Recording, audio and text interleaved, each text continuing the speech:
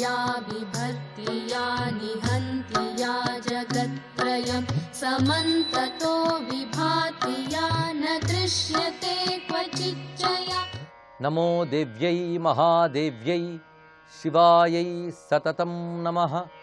नमः प्रकृत्यै भद्रायै नियताः प्रणतास्मतां। शिवाय गुरवे नमः। श्रीमात्रे नमः। श्री विष्णुरूपाय नमः शिवाय। श्री उमायै नमः। జగన్మాత ఈ ప్రపంచమంతా ఎలా నిండి నడిపిస్తోందో వివరిస్తున్నారు. బుద్ధులను సిద్ధులను ఇచ్చేటువంటి ఆ తల్లి వీరత్వము కార్యసిద్ధిగా ఉన్నటువంటిది, కార్యాన్ని నిర్వహించే శక్తిగా ఉన్నది, విద్యల్లో సారమై సౌందర్యాల్లో విలాసమై దేవతలను అనుగ్రహించే లీలగా ఉంటూ దైత్యుల్ని దునుమాడే హేళగా ఉన్న ఆ తల్లి యొక్క వైభవాన్ని తర్వాత శ్లోకాల్లో చెప్తున్నారు. గంత్రూణామసి చేష్ట స్థాణూనామసి నిష్ఠ లోకానామసి మూలం లోకాదేరసి జాలం. ఇక్కడ అసి అంటే అయి ఉన్నావు అని అర్థం. ఇక్కడ గంత్రూణామసి చేష్ట, గంత్రూణం అంటే కదులుతున్న వాటిలో చేష్టగా ఉన్నదానవు నువ్వు. స్థాణూనామసి నిష్ఠ, కదలకుండా ఉన్న వాటిలో నిష్ఠగా ఉన్నదానవు నువ్వు. ఈ మాటని సరిగ్గా లలితా శాస్త్రంలో చిచ్చక్తి చేతనారూప జడశక్తి జడాత్మిక అని చెప్పిన దానితో పోల్చవచ్చు. సృష్టిలో కదిలే శక్తి ఉంటుంది, కదలకుండా ఉండే శక్తి కూడా ఉంటుంది. కదలవలసినవి కదిలితేనే బాగుంటుంది, కదలకుండా ఉండవలసినవి అలా ఉంటేనే బాగుంటాయి. అంతేగాని స్థిరంగా ఉన్న కదలడం మొదలెడితే ప్రపంచానికి ప్రమాదం. అది శక్తే ఇది శక్తే. అందుకు స్థిరత్వము శక్తి, చరత్వము శక్తి. ఆ రెండు అమ్మవారి యొక్క రూపములే.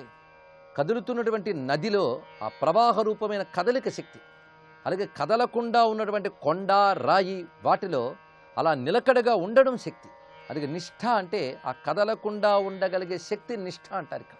అందుకు స్థాణూనాం అసి నిష్ఠ, స్థావరమైనటువంటి ప్రపంచంలో అంటే స్థిరంగా ఉన్న వాటిలో నిలకడగా ఉన్నదానవు నువ్వు, కదిలే వాటిలో నడతగా చేష్టగా ఉన్నదానవు నువ్వు. లోకానామసి మూలం లోకాదేరసి జాలం, ఈ లోకానికి మూలముగా ఉన్నదానవు నువ్వు. అమ్మవారు లోకానికి మూలశక్తి. అంతేకాదు ఈ లోకం ఏర్పడక ముందు ఉన్నటువంటి జాలశక్తి అన్నారు. జాలము చాలా విశేషమైన మాట. జాలం అనే మాటకి లోకంలో వల అని అంటారు. ఇక్కడ ఒక వలని సమకూర్చడమనే సామాన్యమైన అంశం కాదు. ఒక దారాన్ని తీసుకుని చక్కగా అల్లి వలను ఏర్పాటు చేస్తారు. అలాగే అమ్మవారు ఈ ప్రపంచం ఏర్పడక ముందు ఒక జాలం తయారు చేసిందట. ఈ జాలం అనగా వ్యూహము అని అర్థం. అంటే ప్రపంచాన్ని నడిపే వ్యూహం, ప్రపంచాన్ని ఎలా ఏర్పాటు చేయాలనే వ్యూహం. ఎప్పుడైనా ఒక పని చెయ్యాలి అన్నప్పుడు ఆ పని ఎలా చెయ్యాలనే ప్రణాళిక ఒకటి ఏర్పాటు చేసుకుంటాం మనం. ఆ ప్రణాళికలోనే అల్లిక జరుగుతుంది. అల్లిక దేని తర్వాత ఏం చెయ్యాలి, ఎలా చెయ్యాలి అనేటువంటి ఒక రూపకల్పన ముందు మనస్సులో ఏర్పడుతుంది. ఆ ప్రణాళికను అనుసరించి రూపకల్పన చేస్తాం. ఒక బిల్డింగ్ కట్టాలంటే ముందుగా మనస్సులో దానికి ఒక రచన చేసుకుని దాన్ని అనుసరించి బిల్డింగ్ కడుతూ ఉంటారు.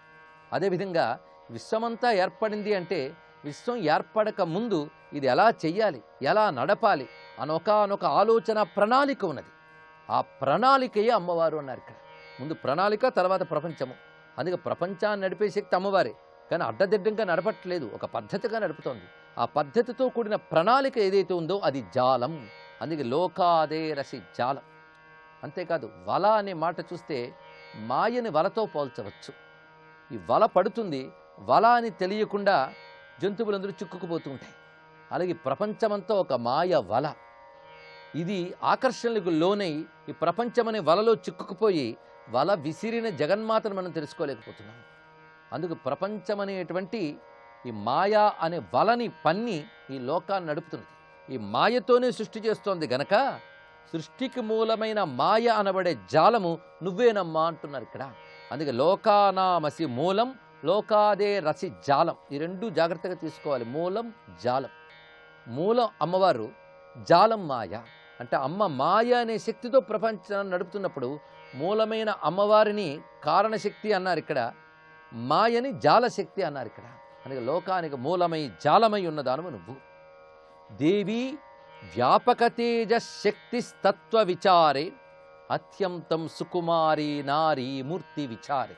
ఈ చిన్న 2 వాక్యాల శ్లోకం ఒక అద్భుతమైన భావాన్ని చెప్తుంది. తత్వ విచారము, మూర్తి విచారము 2 విచారాలు ఉన్నాయి. విచారం అంటే ఆలోచించడం అని అర్థం. ఆలోచించిన వాడికి ఏదీ లేదు, ఆలోచించేవాడికి అన్నీ ఉంటాయి. ఆ ఆలోచన చూపిస్తున్నారు.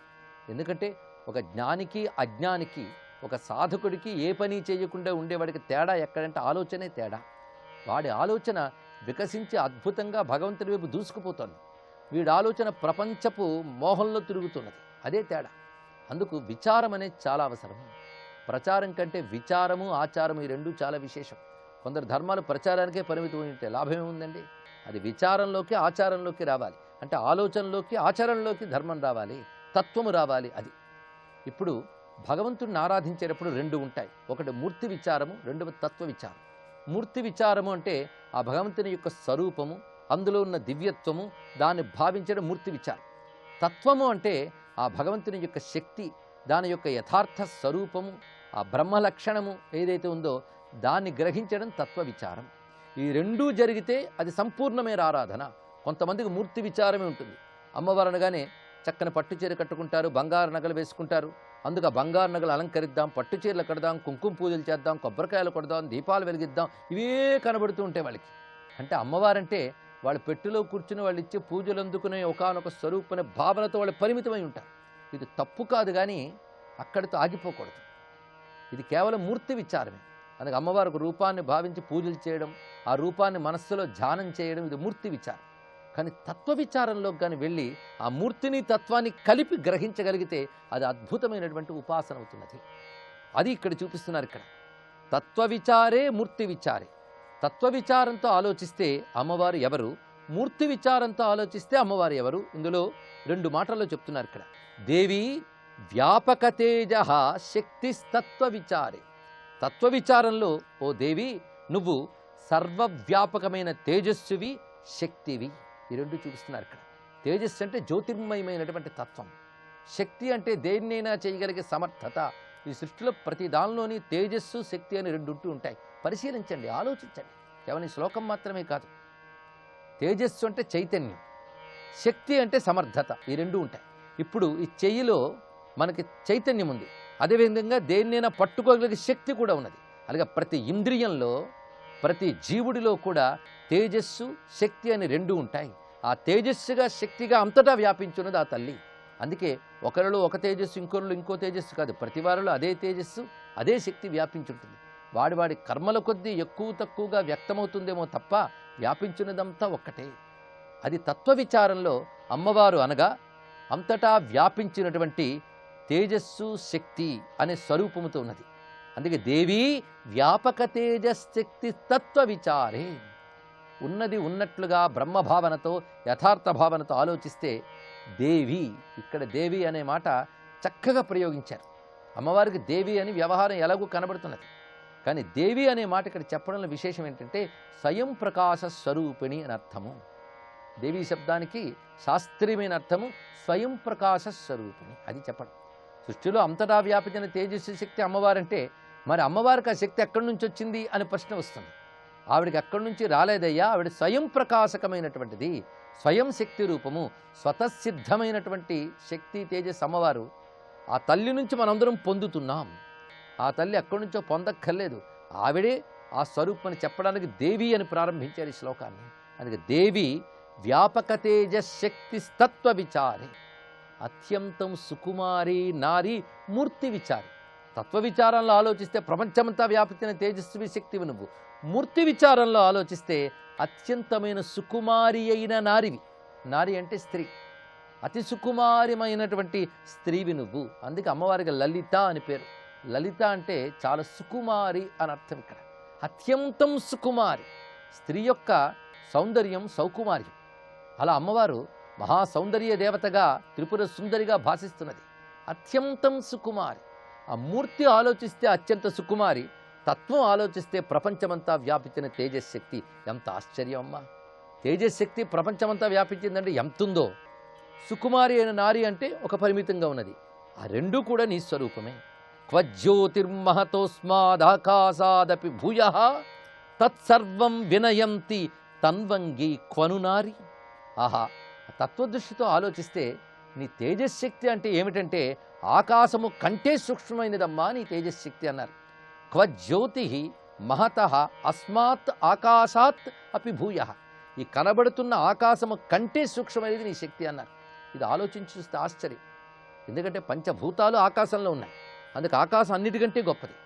ఆకాశం అన్నిటికీ ఆధారమై అన్నిట్లో వ్యాపించి ఉంటుంది. అన్నిటికంటే ఎక్కువగా ఉంటుంది ఆకాశం. ఆకాశం కంటే సూక్ష్మ అమ్మవారు అంటే అర్థం ఆకాశం అన్నిటిని పట్టుకుంటే అన్నిటితో పాటు ఆకాశాన్ని కూడా తనలో పెట్టుకున్న తల్లి ఆ శక్తి.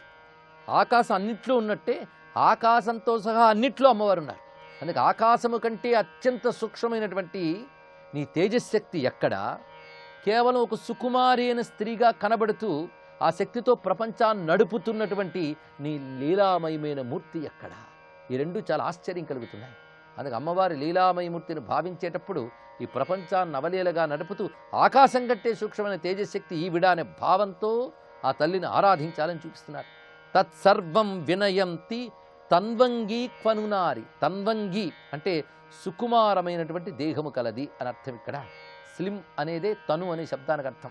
అత్యంత సుకుమారమైన సన్నని దేహం కలిగిన స్త్రీగా కనబడుతున్న నువ్వు ఆకాశం కంటే సూక్ష్మమైన వ్యాపకమైన శక్తి అంటున్నారే, ఆశ్చర్యం కలుగుతున్న తల్లి అంటూ ఆశ్చర్య స్వరూపిణి అయిన అమ్మవారిని నమస్కరిస్తూ సర్వం శ్రీ ఉమా చరణారవిందార్పణమస్తు.